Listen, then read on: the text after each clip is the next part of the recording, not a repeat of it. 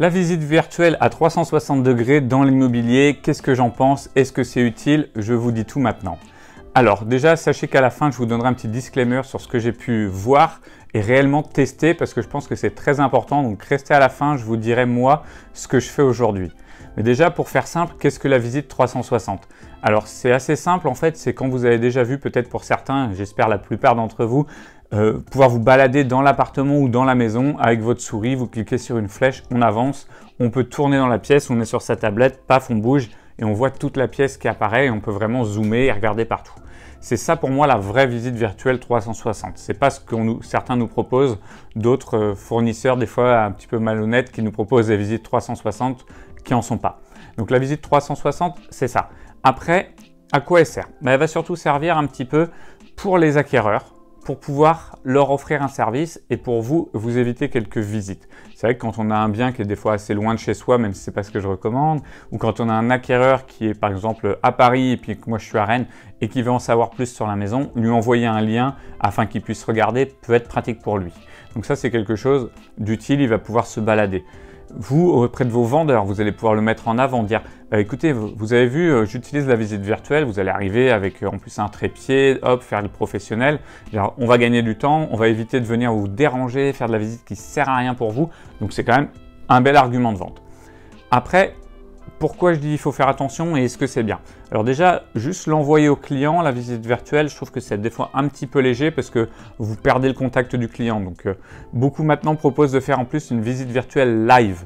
Donc ça c'est super sympa, vous êtes chacun un petit peu comme si on faisait une conférence Zoom, sauf que eux ce qu'ils vont voir à leur écran c'est directement la visite virtuelle. Et ça c'est top parce que vous allez pouvoir leur expliquer, faire une visite mais à distance. Après, pourquoi la visite virtuelle? Je trouve que ça peut avoir des limites parce que déjà c'est pas évident, à part sur certains sites, de la mettre en avant, je trouve. Elle n'est pas encore vraiment mise en avant par les professionnels sur les sites et autres, donc c'est pas toujours simple. Ça a un coût, faut quand même être honnête, la visite virtuelle a un coût, c'est en moyenne une trentaine d'euros sur n'importe quelle plateforme et après il faut vous équiper ou pas en termes de matériel.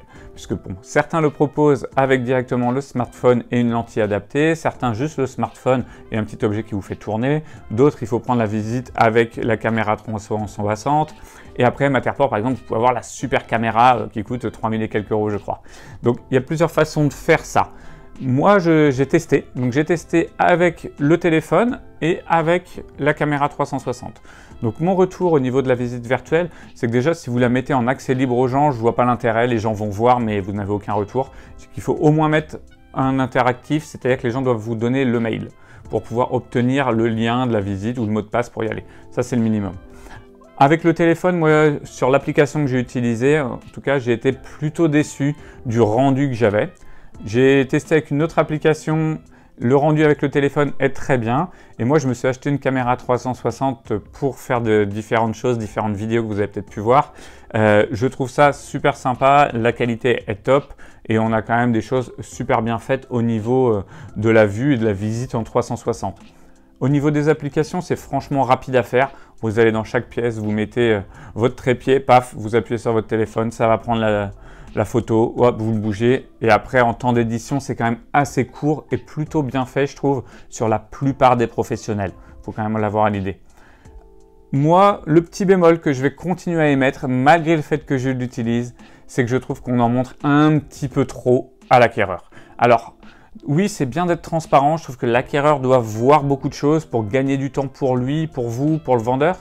Mais des fois, du coup, ça va être rédhibitoire, il ne va pas venir pour certaines choses parce qu'il a vu un petit truc, des fois un petit peu d'humidité, on voit souvent sur les photos en haut dans les angles un petit peu de noir et les gens pensent que c'est de l'humidité. Or, c'est des fois l'application qu'on utilise, la caméra qu'on utilise qui fait qu'on a plutôt un faux jour, un contre-jour mal fait et que ça fait du noir, c'est pas de l'humidité. Donc des fois, je sais que j'ai eu des retours comme ça de certains clients et surtout, on est quand même là, nous, pour donner envie aux gens et puis il ne faut pas oublier que l'immobilier, on a un ressenti général.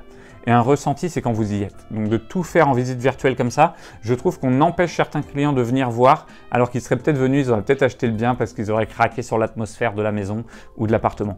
Donc c'est le petit bémol que j'ai sur la visite virtuelle. Je trouve que la vidéo qu'on peut faire avec l'iPhone ou caméra ou autre, c'est déjà super. On donne un bel aperçu aux gens, ils en voient beaucoup.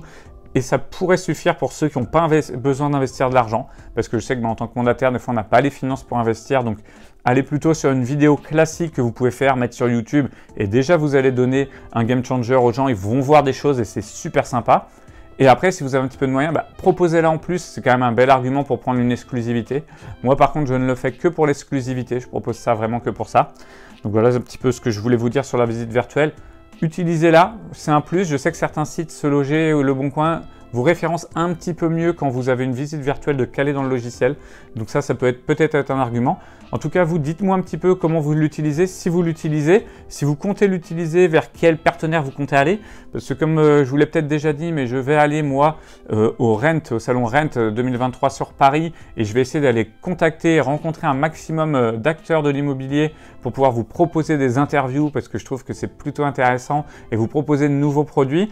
Donc je vais aller voir certains partenaires que je trouve intéressants qui font ces gammes de produits et j'aimerais échanger avec vous. Donc si vous avez des questions, posez-les en commentaire, qu'on puisse échanger avec eux et avancer sur ça. En attendant, testez au moins la visite virtuelle. Elle est disponible chez pas mal en version gratuite pendant 10 jours et vous pouvez souvent essayer avec le téléphone. Donc faites-vous votre avis et partagez-le avec moi.